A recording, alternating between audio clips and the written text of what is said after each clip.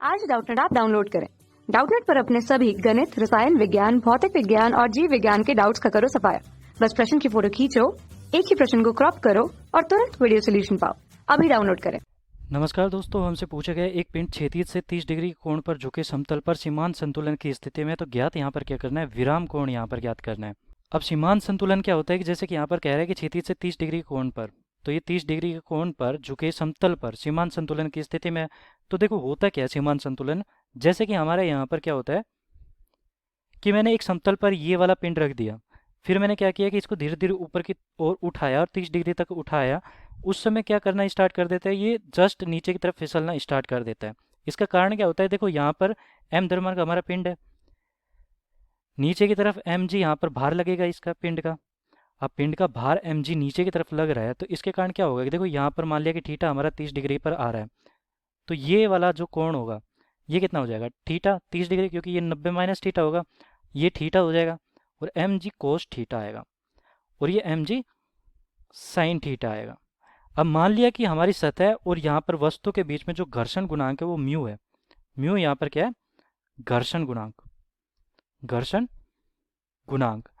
अब M G sine theta क्या करेगा कि इसको नीचे की तरफ खिसकाने की कोशिश करेगा, और जैसे जैसे मैं थीटा का मान बढ़ाता हूँ वैसे वैसे ये मान तो बढ़ता चला जाता है, लेकिन इस पर एक पीछे की तरफ और बल कार्यरत होता है जो कि हम एफ कहते हैं, घर्षण बल, घर्षण बल। और वो किस कारण उत्पन्न हो रहा है, जो यहाँ पर देखो लंबवत यहाँ पर एम जी कोस थीटा लग रहा है उसके कारण उत्पन्न हो रहा है। तो इसको घर्षण बल का मान एफ बराबर, इसको एफ एस दे देता हूँ, ठीक है। एफ एस बराबर ये होगा म्यू इंटू, म्यू यहाँ पर घर्षण गुणांक है, एम जी कोस थीटा। तो देखो एम जी कोस थीटा पीछे की तरफ लग रहा है, एम जी साइन थीटा आगे की तरफ लग रहा है, mu into m g cos theta पीछे की तरफ लग रहा है। तो जैसे जैसे मैं ऊपर की तरफ करूंगा तो थीटा का मान यहाँ पर बढ़ रहा है इस बल पर, तो ये वाला जो क्षैतिज बल लग रहा है ये वाला क्या करेगा, इसको रोक आगे की तरफ खिसकाने की कोशिश करेगा, लेकिन ये वाला घर्षण बल हमें रोकने की कोशिश कर रहा है इस पिंड को। तो एक टाइम ऐसा आएगा कि एम जी साइन थीटा इससे ज़्यादा हो जाएगा और ये फिसलने लग जाएगा, उसे हम कहते हैं क्या, घर्षण कोण, घर्षण कोण कहते हैं। या फिर मैं कहूँ कि सीमांत संतुलन का कोण होता है, सीमांत संतुलन का कोण, संतुलन का कोण।